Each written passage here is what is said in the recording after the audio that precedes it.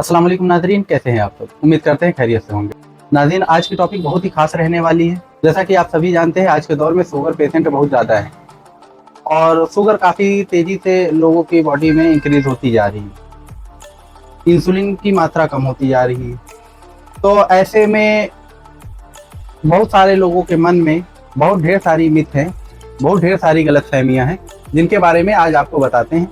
अगर आप भी ऐसा सोचते हैं शुगर पेशेंट के बारे में, आज की इस वीडियो में डायबिटीज़ की मिथ जो है और इसके जो फैक्ट्स हैं, उनके बारे में हम बात करते हैं।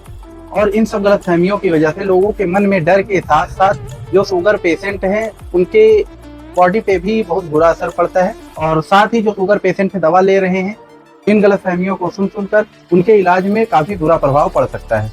अब बात करते हैं सबसे पहले डायबिटीज़ की। डायबिटीज़ एक ऐसी स्थिति होती है ह्यूमन बॉडी पे कि जब मनुष्य के शरीर में शुगर की मात्रा बढ़ जाती है या फिर कह सकते हैं ग्लूकोज की मात्रा बढ़ जाती है, तो वो डायबिटिक पेशेंट हो जाते हैं।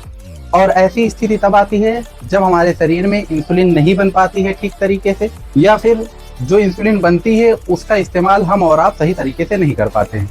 लेकिन हम और आप डाइट और हेल्दी प्लान के साथ जो है डायबिटीज़ को कंट्रोल कर सकते हैं। लेकिन आज की इस वीडियो में हम डायबिटीज़ से जुड़े जो मिथ हैं, जो 4-5 मिथ ऐसे हैं जो काफ़ी लोगों के मुंह से हम सुनते हैं, काफ़ी लोग आके बोलते हैं हमसे खुद ही, तो उनके बारे में हम आपको बताते चलते हैं। जो सबसे बड़ा मिथ फैला हुआ है आज के टाइम पे, वो ये है कि सिर्फ मीठा खाने से ही डायबिटीज़ होता है। तो ऐसा बिल्कुल भी नहीं है, ये बिल्कुल ही गलत है। डायबिटीज़ के मेटाबॉलिक डिसऑर्डर होते हैं जो हमारे शरीर में इंसुलिन बनने नहीं देते। वैसे डायबिटीज़ 2 तरह की होती है, टाइप 1 डायबिटीज़ और type 2 diabetes. Type 1 diabetes auto immune disease है।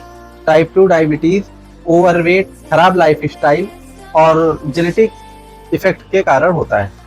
और एक चीज़ आप लोगों को बता दें कि ज़्यादा शुगर खाने से, यानी ज़्यादा चीनी या फिर ज़्यादा कुछ मीठा खाने से हमारा शरीर हेल्दी हो सकता है, हम मोटे हो सकते हैं, हमारा मोटापा बढ़ सकता है, जिससे डायबिटीज़ बढ़ने का चांस बढ़ जाता है। अभी हम दूसरे मिथ की बात करते हैं कि लोग शुगर पेशेंट को मना करते हैं, चलते फिरते आदत होती है लोगों की, मना करने लगते हैं कि आपको फल नहीं खाना है, आप फल को अवॉइड करें, फल में भी शुगर होती है।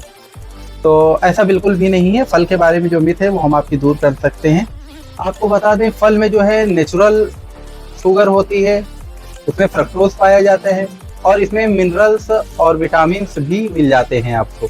फल में जैसे सेब, जामुन, नाशपाती, पपीता, ये सब आप बिल्कुल खा सकते हैं। कोई भी शुगर पेशेंट हो, ये सारे फल खा सकते हैं और काफ़ी अच्छा फ़ायदा भी ये पहुंचाते हैं शुगर पेशेंट को।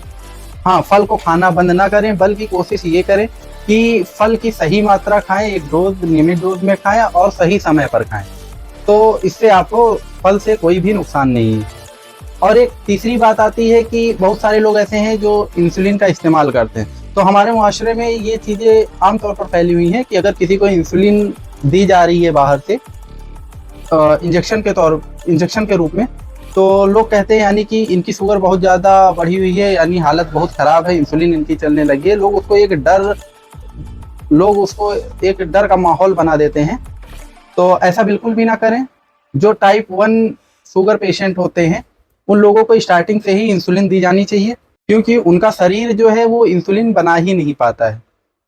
अब जब हमारा बॉडी इंसुलिन की मात्रा को नहीं बना पाएगा, जिसकी वजह से शुगर बढ़ने लगती है, तो हमको अलग से देना ही पड़ता है कंट्रोल करने के लिए। लेकिन इसका ये मतलब ना समझें कि बहुत ही ज़्यादा तबीयत खराब है या बहुत क्रिटिकल केस हो गया है। डरने की ज़रूरत नहीं है आप लोगों को।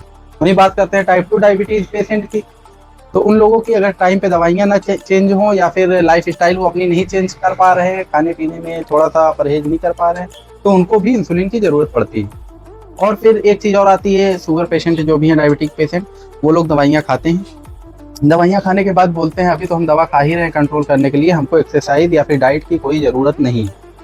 तो ये आपकी गलतफहमी है। अगर आप दवाइयाँ ले रहे हैं फिर भी आप एक्सरसाइज ज़रूर करें।